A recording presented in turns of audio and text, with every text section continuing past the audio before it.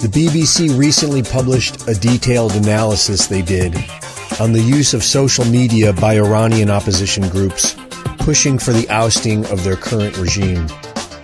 The BBC identified three main groups: the MKO, Reza Pahlavi's Farash Guard, and the Restart movement.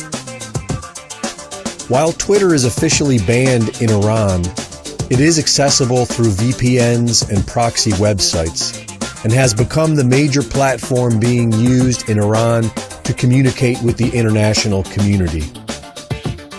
By mapping data gathered from Twitter, BBC researchers were looking for inauthentic activity. In other words, activity generated by fake accounts or automated posting, otherwise known as bots.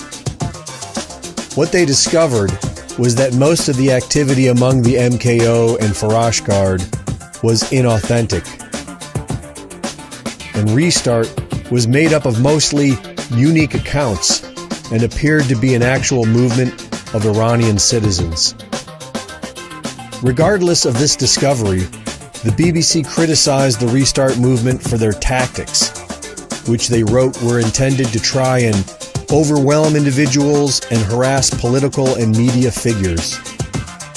The BBC found that Restart was mostly targeting the U.S. State Department's Persian accounts, Secretary of State Mike Pompeo, President Trump, and Israeli Prime Minister Benjamin Netanyahu, which makes sense.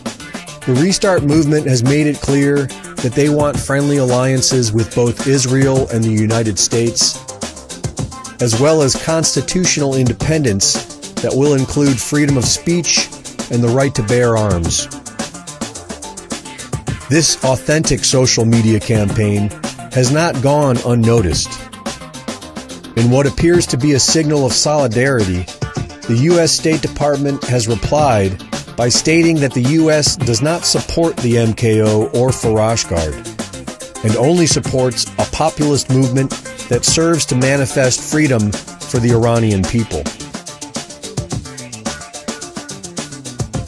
And now that the U.S. State Department has designated the Islamic Republic Guard as a terrorist organization, it is beginning to seem that Restart is getting the support they were looking for. Out of concern for another illegal war, Senator Rand Paul warned Secretary of State Pompeo that he has not been given power or authority by Congress to have war with Iran. This designation marks the first time that the U.S. has said that a part of another government is a terrorist organization. And the White House has stated that it will expand the scope and scale of the administration's maximum pressure campaign on the Iranian regime. For Infowars.com, this is Greg Reese.